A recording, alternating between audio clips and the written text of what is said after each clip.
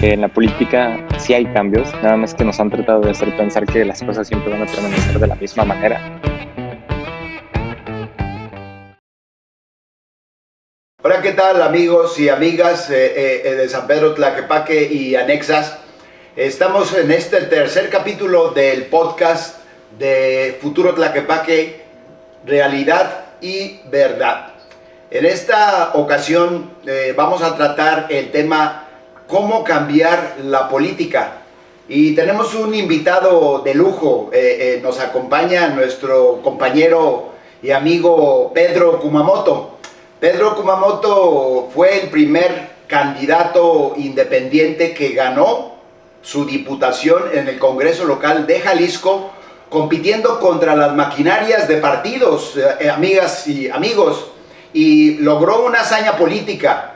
Después fue candidato al Senado de Jalisco junto con Juanita Delgado y realizaron otro milagro político. Lograron obtener casi 1 millón de votos. Si Pedro hoy no es senador, es por las benditas alianzas que hacen a veces los partidos para salvar sus condenados intereses personales y partidarios, ¿verdad? Y después nuestro amigo Pedro y el equipo que siempre lo ha acompañado, este es un movimiento colectivo, debemos decirlo siempre. Pedro es el vocero, Pedro es el ícono, aunque él no lo quiera reconocer o a veces no lo dice por humilde, ¿verdad? Se dieron a la tarea y ahí coincidimos muchos corazones en esta causa de convocar a la formación de un partido político local. El partido se llama Futuro y es toda una realidad. Y hoy me da mucho gusto platicar con Pedro. Nos va a acompañar, como siempre en este podcast, el estudiante de periodismo del ITESO, César Moy Hernández, al cual también le doy la más cordial bienvenida. Ahorita empezamos, mi Pedro. ¿Cómo te sientes, Pedro?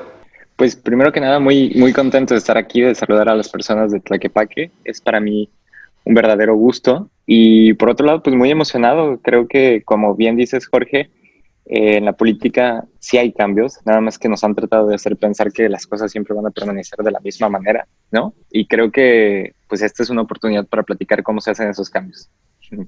Excelente, Pedro. Le voy a ceder la palabra a Moy, porque el podcast pasado, Pedro, nuestros amigos y amigas de Tlaquepaque y anexas, debo decirles a quienes nos escuchan desde las redes, a quienes les gusta navegar por la digitalidad, por lo virtual, que estamos haciendo un enlace en Londres, creo que es donde se encuentra Pedro, Tlaquepaque, y Moy está en Guadalajara, si no me equivoco, Moy. En Tlajoyork, como le dicen los amigos, ¿verdad? Entonces, es un enlace de 3 puntos distintos y nos da muchísimo gusto compartirte la información que vamos a proporcionar sobre el tema cómo cambiar la política. Entonces, Moisés, si nos puedes apoyar con un recuento de lo que discutimos en el podcast pasado, qué era la política, quiénes la hacían, para qué, y cerramos con cómo estaba la política en México. Adelante, mi estimado Moy. Muchas gracias. Pues para empezar, un placer estar trabajando el día de hoy, tanto con Pedro como con usted, Jorge. Contigo, hombre. Como contigo, la costumbre. El podcast pasado hablábamos acerca de lo que era la política. Con el ingeniero Felipe llegamos a diferentes conclusiones. Para empezar, la política coincidimos en que era como este conjunto de personas que se dedican a tomar decisiones acerca de lineamientos para vivir correctamente en sociedad, que dejamos muy claro que tenía identidad, que aquella persona que estuviera el poder, que fue un tema que también tocamos un poquito, iba a darle una identidad a la política. En este caso, dialogábamos acerca de que la política actual en México tiene mucho que ver con intereses, más que con satisfacer las necesidades sociales. Y finalmente coincidimos en que para poder tomar buenas decisiones y poder tomar buenas acciones desde la política es necesaria la escucha de la sociedad, es necesaria la participación ciudadana y es necesaria que aquella persona que tiene el poder tome las decisiones desde escuchar a las personas que están viviendo la realidad social en México, ¿no? Entonces, pues partiendo de esto, yo creo que ese sería un resumen muy general, invitar obviamente a escuchar el podcast pasado para conocer más a fondo, y el día de hoy pues lo que nos atañe es cómo se cambia la política, ¿es posible, no es posible? ¿Qué pasa? Sí, estimado Boy, aterrizamos también para cerrar con broche de oro esa excelente recuperación tuya con el tema de mejorar la democracia, ¿verdad? Y por eso queríamos compartir con Pedro este tema y la primera pregunta obviamente que tenemos ahí para Pedro es, desde la experiencia de Pedro y los muchachos, las muchachas que lo acompañan, Pedro, la pregunta directa, ¿es posible cambiar la política? Y ustedes, Pedro, ¿cómo le han hecho para que nos ayudes, Pedro, compartiendo con nuestros navegantes que quieren escuchar, obviamente, tu experiencia concreta? Porque ustedes han cambiado la política y están participando en un proceso de cambio muy importante. Apóyanos, por favor, Pedro. No, muchas gracias, Moy y Jorge. Pues creo que sí, o sea, la respuesta más sencilla es la política al final del día tiene que ver con lo que hacemos como seres humanos, tiene que ver con cómo nos relacionamos con nuestro entorno, cómo nos ponemos de acuerdo, cómo resolvemos los conflictos y desde luego estamos habitados por un tipo de cultura política específico, ¿no? Y estamos acostumbrados pues a que quien levanta la mano para participar dentro de la política tenga como intereses finales el hacerse de recursos económicos, de brindarle, digamos, como ciertas satisfacciones relacionadas con la corrupción, con el cacicazgo y, bueno, un sinfín de cosas, pero eso no necesariamente es la política, ¿no? Entonces, en términos generales, yo lo que invitaría a quienes nos están escuchando es que por un momento se pongan a pensar que la política no tiene que ver con todas estas cosas, pues todos estos vicios y lacras que estoy mencionando, sino que la política es justo ponernos de acuerdo y organizarnos. Y en ese sentido, pues ustedes probablemente que nos escuchan hacen política en su colonia, en el día a día, en los espacios educativos en donde participan. Vaya, la política es, a final del día, una actividad humana que permanece y que está presente en todo nuestro día a día, ¿no? Entonces, eso por un lado, y por otro lado, la política electoral, en todo caso, que es en la que participamos, pues por muchos años nos han tratado de hacer pensar que es la única vía. Y desde luego, la vía en la que hemos participado sin sobornar a los votantes, sin entregarles regalos a cambio, sin estar negociando espacios para poder llegar a los lugares donde se toman las decisiones. Y digo, eso también tiene sus complejidades y sus dificultades, pero sí se pueden hacer estas modificaciones de comportamiento de quienes participamos en las instituciones. Y pues yo lo que creo es algo bien simple y es que cuando tú hagas una negociación dentro de digamos, el Congreso, un cabildo, un espacio de toma de decisiones, digamos que mi máxima es que tú no puedes ser el único beneficiario de esa decisión. Tienes que siempre pensar que tú no puedes ser el beneficiario de lo que estás haciendo. Digo, si te toca que, por ejemplo, estás haciendo una negociación y logras abrir la brecha para que más jóvenes tengan vivienda, bueno, pues en ese caso me tocaría a mí también. Ahí no vería ningún problema.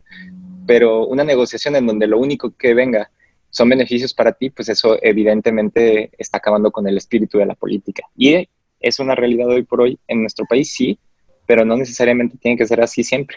Gracias, Pedro. Moy, ¿alguna pregunta sobre la respuesta de Pedro?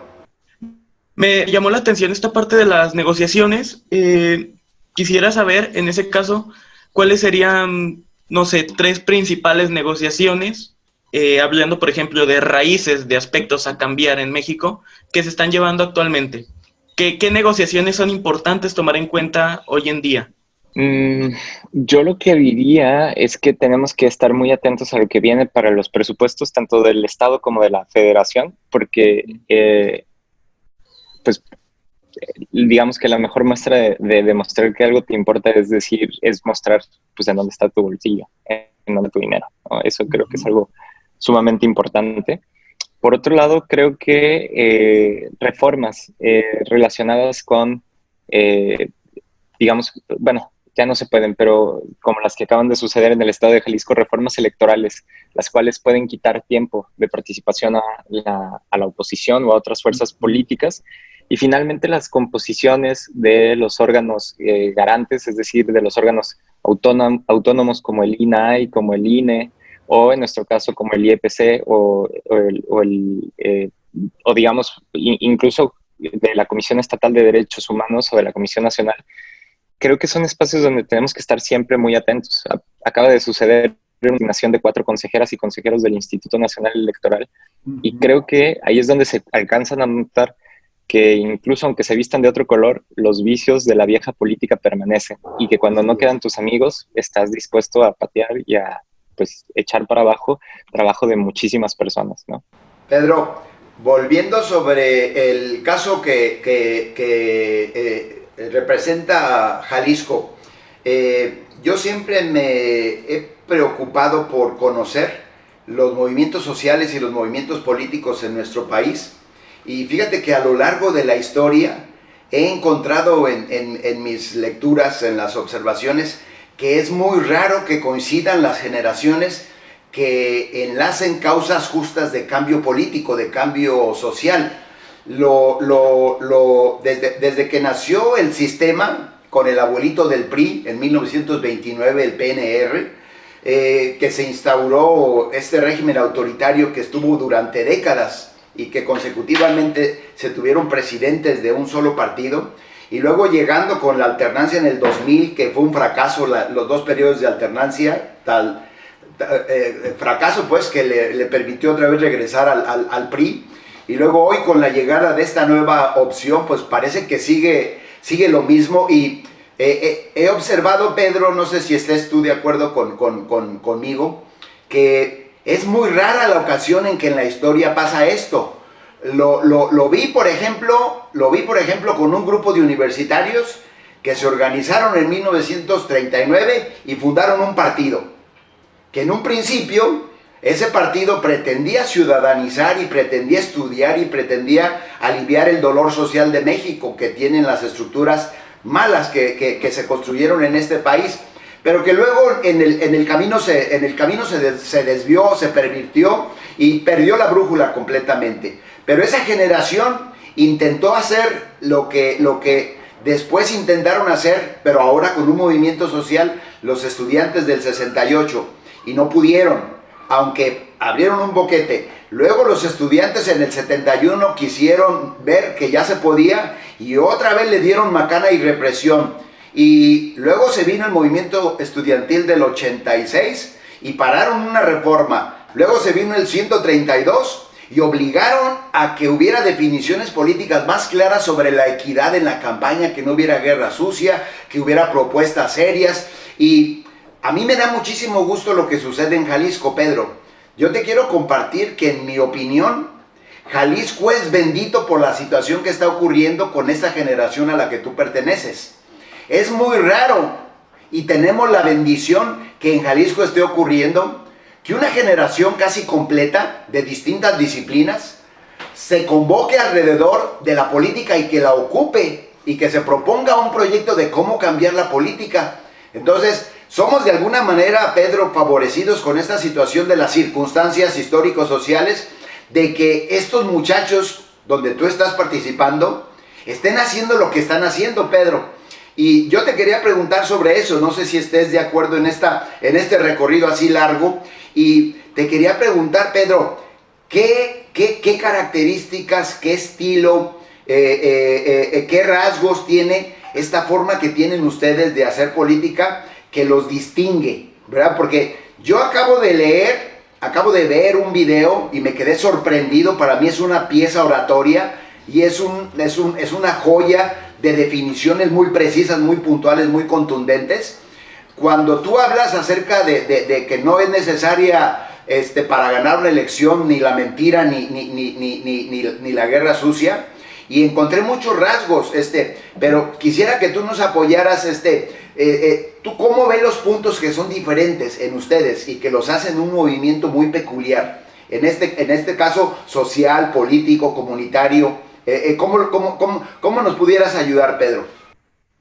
No, bueno, pues yo creo que lo que les puedo platicar tiene que ver mucho con los aprendizajes colectivos que hemos tenido durante este tiempo. Creo que hemos aprendido, por ejemplo, que en la política pues, uno puede tratar de justificar muchísimas cosas, pero yo creo que lo más importante tiene que ver con que los fines no justifican a los medios, ¿no? Y en ese sentido no se justifica la guerra sucia, no se justifica la compra de voto, no se justifica el dar o recibir sobornos, no se justifica el poner a los compadres a los amigos, sino que al contrario hay que procurar, exacto, ¿no? Sino que hay que poner a los mejores perfiles en los espacios públicos, porque al final del día se está construyendo instituciones y esas instituciones son bienes públicos, son bienes que deberían de generar un valor para toda la sociedad y no solamente pues, ser una cuota o un espacio que brinda recursos a una persona en específico.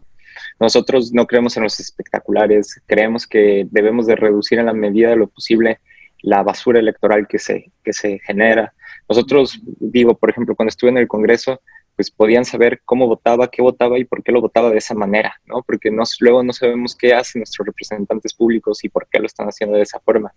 Podían conocer mi agenda y era pública. Hicimos una reducción gigantesca de los recursos que recibía como diputado y aparte proactivamente transparentaba los recursos que entraban y salían en mi equipo de trabajo. Entonces, yo creo que cuando uno está convocado y cree que el servicio público es realmente la vocación de uno, este tipo de puntos no son tan difíciles de generar.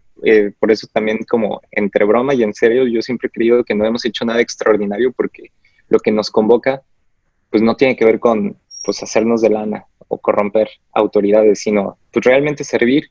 Y yo creo que eso es algo que muchas personas que nos escuchan van a estar de acuerdo, pues es algo con lo que estarían de acuerdo a vivirlo en la política. No es fácil porque para poder decir estas cosas se necesita tener la cola corta y se necesita trabajar todos los días y se necesita proactivamente presentar todo lo que sea necesario para dar la certidumbre de que se está haciendo bien el trabajo. Pero en el día a día, pues yo creo que la gente lo recuerda, creo que recuerda con cariño al trabajo que se ha hecho.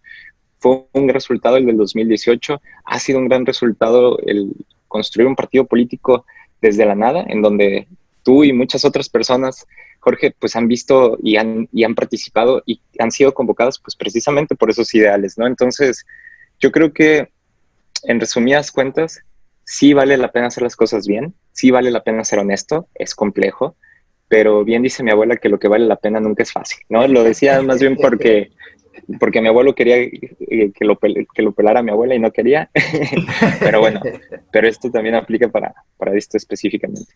Oye, yo me acuerdo de la frase de Joaquín Sabina, Pedro, antes de darle la palabra a Moy para que te haga otra pregunta, donde dice que ser cobarde no valga la pena, que ser valiente no salga tan caro.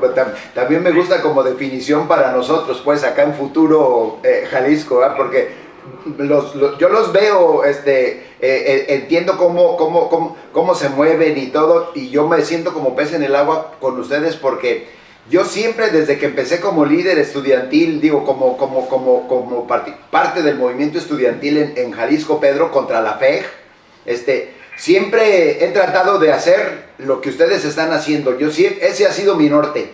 En los lugares donde he estado haciendo política, siempre he buscado la democratización, que la mayor parte de gente participe, que seamos honestos, que seamos sencillos y sobre todo que tomemos las cosas con humor, ¿verdad? Que es algo que también ustedes tienen. Adelante, mi estimado Moy. Muchas gracias. Me llama mucho la atención que parte del trabajo de Pedro viene de salir a las calles, conocer a las personas, escuchar, más que nada. Quisiera saber un poquito más de este trabajo, porque no es algo difícil, más bien es algo difícil salir a la calle e intentar acaparar la mayoría de las realidades que se pueda, porque al fin y al cabo siento que es lo que se busca y ya habíamos quedado que era una de las necesidades políticas que se tenía, que se necesitaba comenzar a escuchar más a las personas. ¿Cómo funcionaría un buen sistema de escucha o cómo le hacías, Pedro? ¿Cómo funcionaba para ti escuchar a las personas? Bueno, son muchas preguntas y aparte muy interesantes porque creo que das en el clavo de muchas cosas, ¿no? Creo que quienes estuvieron en los gobiernos pasados se preguntan por qué la gente respalda hoy como respalda a Andrés Manuel. Te puede gustar o no cómo gobierna, pero lo cierto es que tiene un diagnóstico hecho a partir de muchos años de trabajo, unos podrán decir de grilla, otros dirán de lucha, pero el chiste es que son muchos años de estar en la calle.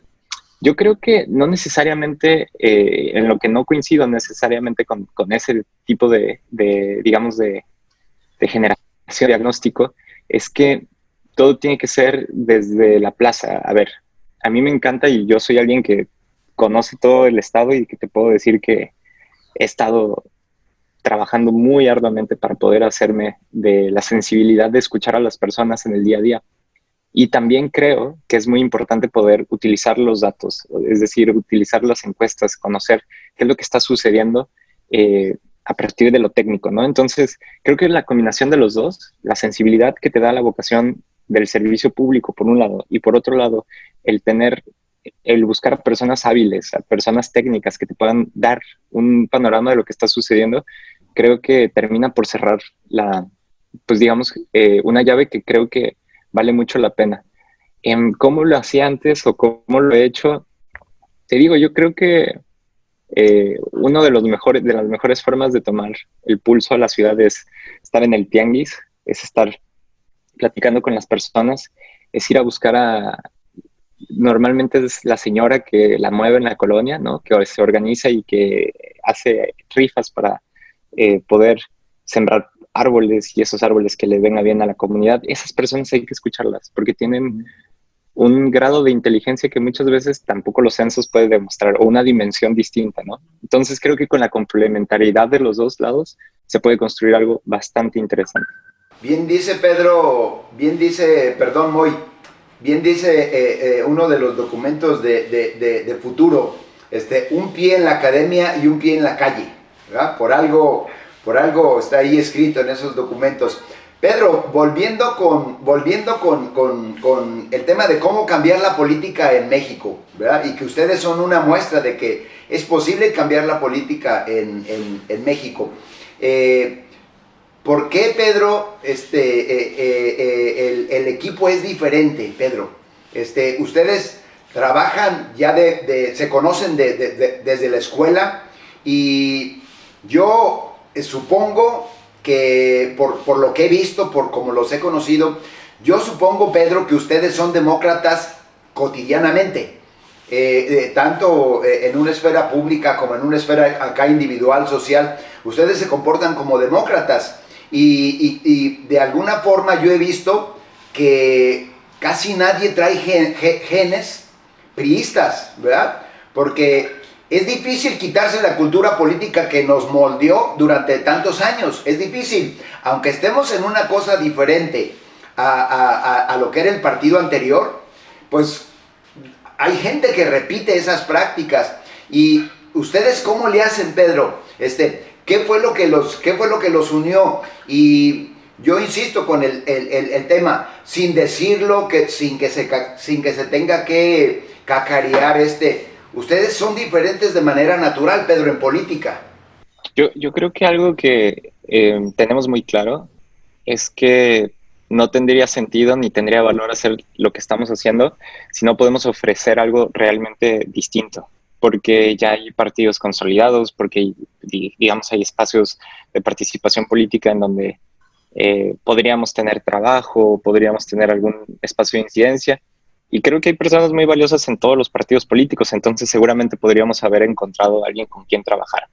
No va por ahí, va por un tema de decir y de tratar de construir realmente un espacio que en la práctica, no solamente en los estatutos, sino en la práctica sí pueda demostrar que pues las votaciones se respetan, que aunque existan liderazgos, también existe un profundo respeto a la libertad de quienes participamos y también una noción de igualdad desde la lógica de pues entender que la suma de dos personas no es dos, ¿no? Y genera y construye algo, un horizonte muy distinto y empieza a construir comunidades políticas y de creatividad que, que solamente pueden suceder si estamos en ese tipo de espacios de confianza, ¿no?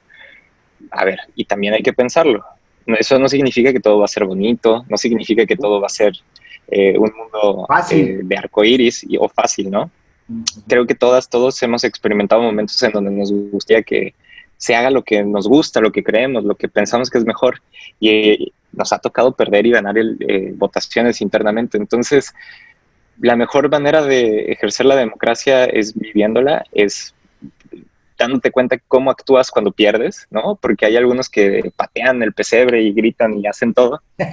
Y pues empezar a trabajar esa parte. Creo que en la medida en que quienes estemos en el partido y quienes estén afuera, pero mientras mantengamos ese espíritu, va a tener sentido lo que estamos haciendo, porque el espíritu demócrata suena muy bonito y vivirlo es lo que sigue de canijo, ¿no? Pero por otro lado, si se vive de esa forma, tengo la certidumbre de que el camino va a ser más complejo, nos va a llevar más tiempo llegar a donde queremos, pero yo lo he visto, al menos con la historia, mencionabas un caso, pero también hay varios casos en nuestro país que en donde por atender a lo pragmático se olvidaron del por qué existían, y creo que eso en política termina por definir pues el alcance del cambio que estás buscando, ¿no? Entonces, creo que, como dice una buena amiga, vamos lento porque vamos lejos, tampoco tan lento, ya hemos mostrado, pero creo que lo vivimos en la última elección, entre perder una elección o ganarla a base de dinero o de guerra sucia o de mentir. Yo la verdad, pues prefiero buscar otras vías para incidir y para comer. Entonces, pues creo que es por ahí, ¿no? Y creo que por eso estamos en esta lucha.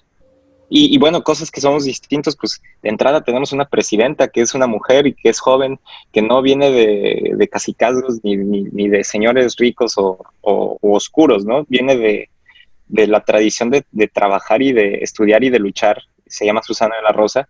Y digo, desde ahí te vas dando cuenta de la composición de la dirigencia, también marca algo, ¿no? Y evidentemente hay personas en la militancia como tú, Jorge, pero también como muchas otras personas más que ya tienen experiencia y que con generosidad y también con, digamos, con un acompañamiento respetuoso, pero hay que decirlo también, con mucha fraternidad, nos han acompañado y nos han ayudado a construir algo que también valga la pena, ¿no? Entonces, creo que tanto las generaciones jóvenes sabemos reconocer que existen otros liderazgos de otras edades, pero y tienen también una historia de vida que nos permite ampliar nuestros horizontes, y creo que los liderazgos que ya tienen más edad pues son vitales y viceversa, ¿no? O sea, creo que se hace una sinergia, digamos como una colaboración bastante...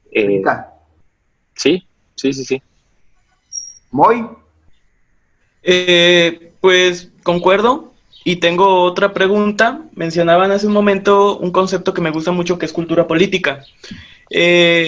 Tomando en cuenta que existe un Estado y existe una ciudadanía, ya se entiende un poquito cuál es la cultura política del Estado. Sin embargo, la cultura política de la ciudadanía tiende más a la falta de participación, tiende más a la desconfianza. Ya dicen desconfío en la política cuando en realidad es desconfío en el gobierno actual. ¿Cómo sería un cambio dentro de la cultura política de la ciudadanía?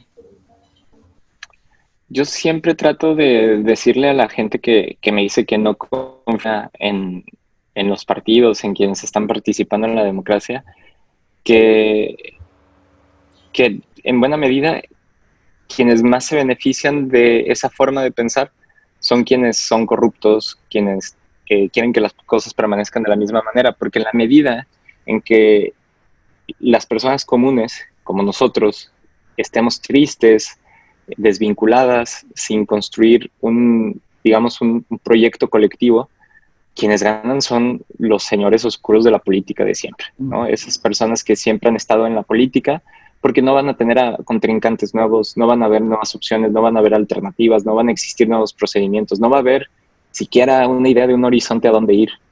Entonces, yo les digo que esta idea de que todo va a ser siempre igual en la política, yo tengo la hipótesis, no tengo los hechos, pero tengo la hipótesis de que lo han promovido muchísimo quienes han sido digamos, las fuerzas hegemónicas de la política, porque eso desmoviliza y porque al desmovilizarse logran consolidar su poder. Ahora, no estoy diciendo con esto de que no existan motivos legítimos para sentirse agüitado por lo que ha hecho la política en nuestro país, pero pues yo creo que en un ejercicio de sumas y de restas, las cosas sí cambian. Nunca ha sido sencillo y se necesita a muchísima gente para que eso pase.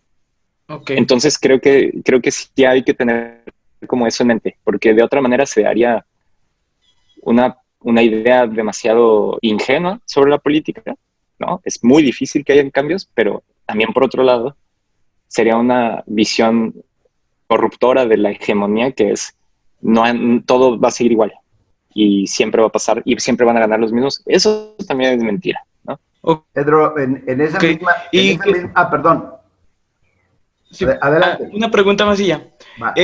Y por ejemplo, hablando de mecanismos de participación ciudadana, ¿qué mecanismos considerarías efectivos o qué tipo de mecanismos considerarías necesarios? Bien. Fíjate que es una pregunta bien compleja porque, fui presidente de la Comisión de Participación Ciudadana en la Diputación y siempre he creído en las, digamos, como en los mecanismos y en las herramientas de participación ciudadana. Ahora, también es cierto que tiene limitaciones. De entrada, ¿quién tiene tiempo libre para poder ejercerlos y para poder solicitar firmas y para hacer lo que, por ejemplo, nosotros hicimos?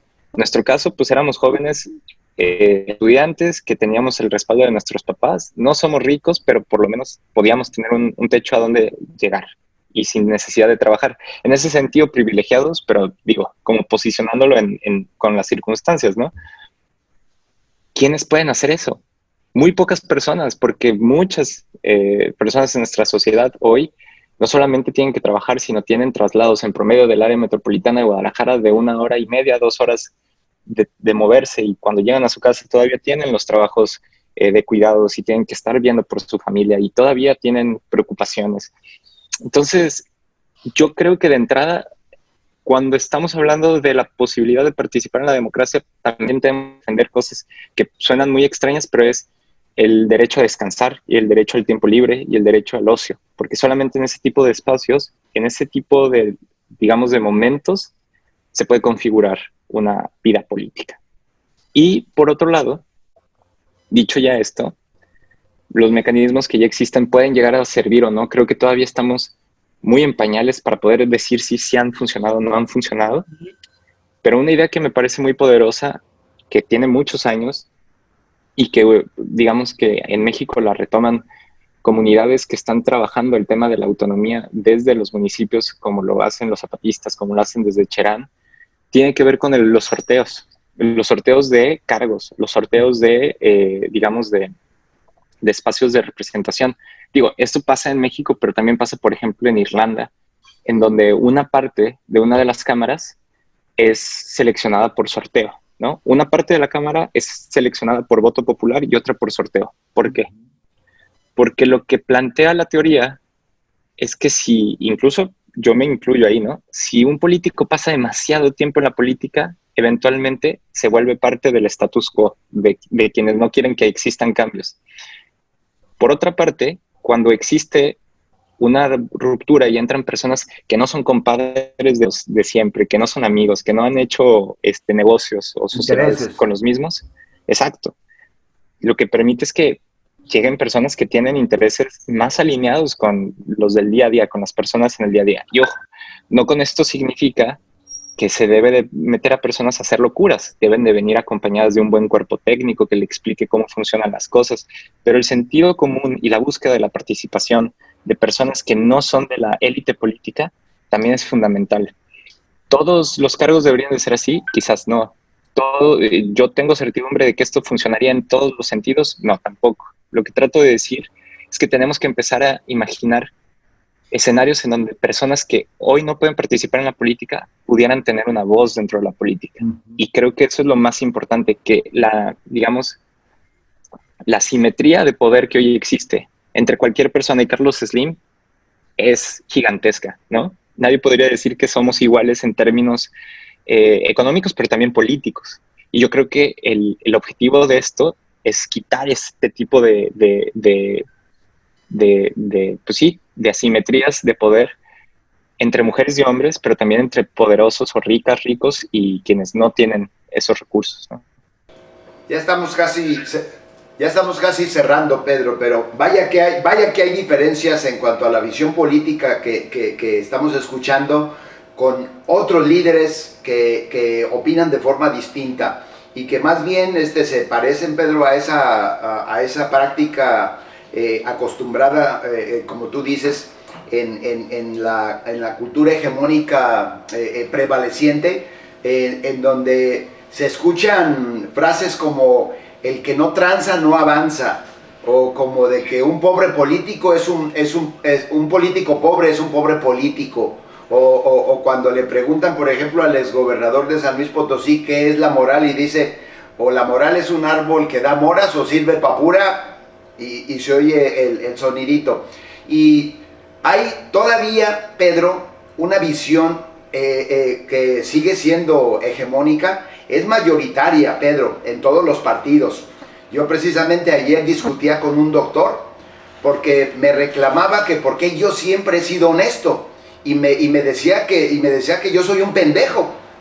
Así me decía prácticamente, es que has ayudado a tantas personas, has hecho tantas cosas, pero eres pendejo porque eres honesto. Y yo le decía y no lo convencí hasta que le mandé el video en donde tú hablas al frente de todo el equipo en relación a la guerra sucia, ¿verdad? Y que haces una serie de puntualizaciones muy precisas de que la fuerza política de la que estamos hablando futuro no se coopta, no se vende, no tranza, no hace negociaciones personales, no tira dinero, no anda tras el varo.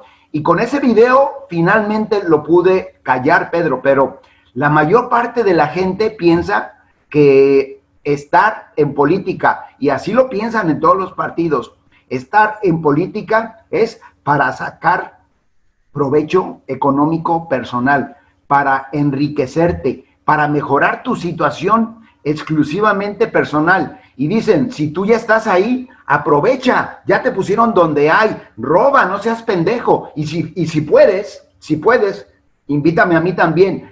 Yo jamás he estado de acuerdo con esta visión, Pedro. Y yo siempre he creído, por eso te digo, yo me siento como pez en el agua cuando escucho a personas como tú, como a Susi, a Daniela, a Marijó, a todos, y con los compañeros que se han sumado a Futuro Tlaquepaque y a los que vimos en todos los municipios, y que piden que la política sea diferente, y creen que podemos hacer una política diferente. Yo creo que debemos de hacer mayoría, Pedro, ¿qué piensas tú de esta situación donde todavía prevalece esta visión de que si no llegas a robar, entonces eres un tonto, ¿verdad? Y que no sabes de política, pues tú no sabes de política porque no haces lo que todos los políticos. Yo creo que, de nuevo, a final del día, cada quien va teniendo sus prioridades en la vida, supongo. La mía tiene que ver con poder caminar por mi ciudad, particularmente por donde crecí, y saberme con tranquilidad, poder estar dando clases, poder, obviamente, estar en la política, pues, pero si por algo termino mi carrera, poder decir, esto me llevo la satisfacción de haber cambiado la vida de algunas personas, yo espero que para bien, trabajar con mucha convicción, innovar y ser creativo dentro de la política, que es algo que a mí me emociona mucho, y pues no ser chueco, ¿no? Si alguien quiere serlo, yo creo y digo, ahorita voltear y ver a los días de regreso y esperar que sucedan y que metan a la cárcel a todos los que tengan que meter, es algo que me da gusto, por un lado, ¿no? Porque creo que pues, a eso se expone quien está transando, ¿no? Uh-huh. No siempre pasa, también hay que decirlo, ¿no? Con todas sus letras, y ahí tenemos muchos casos de impunidad en Jalisco y en México en general. Y en el mismo también gobierno actual, ¿no? O sea, tampoco todo lo están haciendo bien. Pero yo creo que, te digo, todo depende de cuál es tu vocación. Y creo que ya lo decía muy bien Mujica, ¿no? Que si tu vocación es hacer dinero, eso está muy bien. Y eso está muy orientado hacia el sector privado y adelante, ¿no? Haz mucho dinero y bien, ¿no? Pero creo que el servicio público tiene otra lógica. No necesariamente es morirse de hambre, no necesariamente significa pues no tener nada, ¿no? Creo que se puede encontrar el equilibrio como lo han encontrado, por ejemplo, quienes se dedican a la docencia, ¿no? Quien se dedica a la docencia, pues no siempre le va muy bien, no siempre le va muy mal, hay de todo ahí adentro, pero lo que trato de decir es, quien es parte del magisterio no lo hace para volverse rico, ¿no? Así O sea, es. lo hace por una convicción. Entonces yo creo que ahí tenemos a maestros y a maestros que nos muestran el ejemplo de cómo se deben de hacer las cosas en torno a vocación y dinero, ¿no?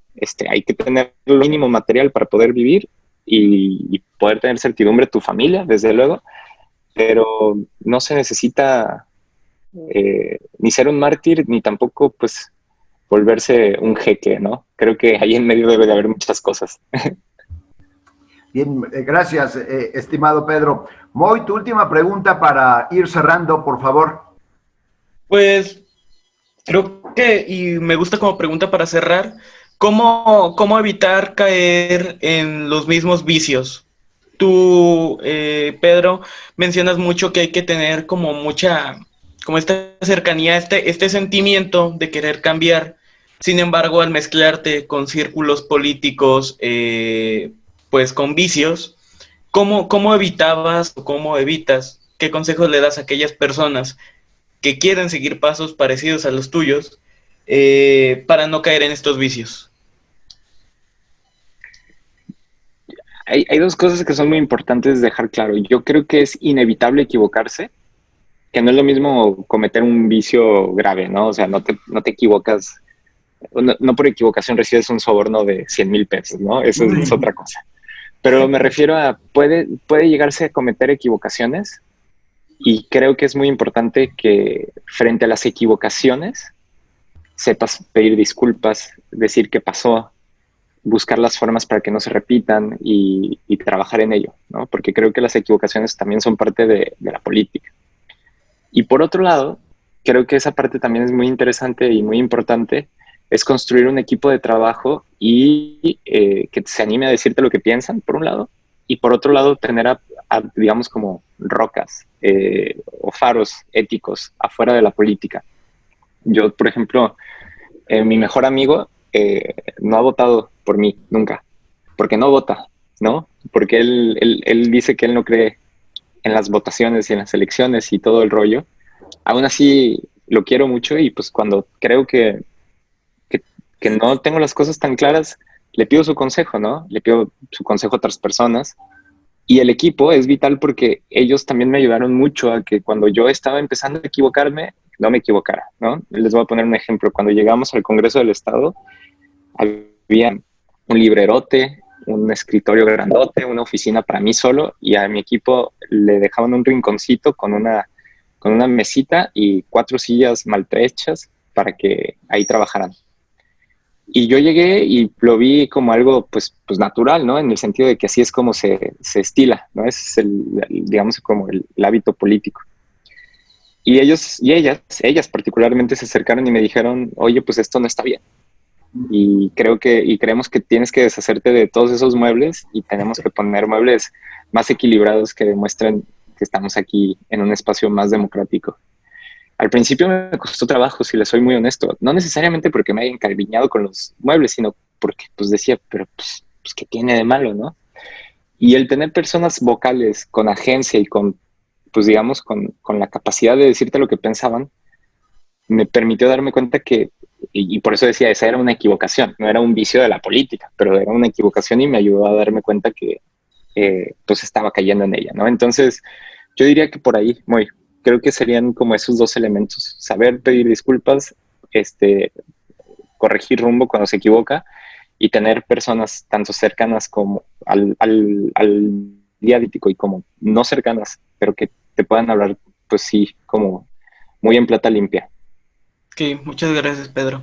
Sí, que no sean, Pedro, incondicionales, que no sean personas sumisas, pues que a todo lo que tú digas, que tú preguntes, ¿qué horas son? Las que tú digas, Pedro, ¿no? De ese tipo de gente salamera, de ese tipo de gente está llena los partidos, está llena la política, y es lo que ha hecho precisamente daño, pues, y que no puede uno tomar decisiones de manera transparente, o sea, de manera desinteresada, y no puede uno cambiar las cosas sin que se pongan enfrente de ti luego este tipo de personas. Entonces hay que tener siempre, como tú dices, estos faros, ¿verdad? En una situación de gobierno, bendito que existe la oposición, ¿verdad? Porque la oposición te señala, te critica, te dice te estás equivocando, y esas son las bondades de la democracia.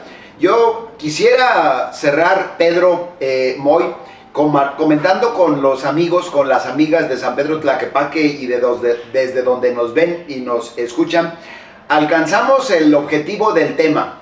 Hemos transcurrido en esta casi hora por distintas preguntas para que Pedro Kumamoto, repito, primer diputado independiente en la historia política del Congreso de nuestro estado, de Jalisco, que venció a los partidos y que después los volvió a vencer con el arbolito en la campaña para el Senado, y que después volvió a vencer al establishment haciendo un partido cuando no querían que hiciéramos un partido, y no les pedimos permiso para hacerlo, y vamos a participar con ese partido sin pedirle permiso a nadie.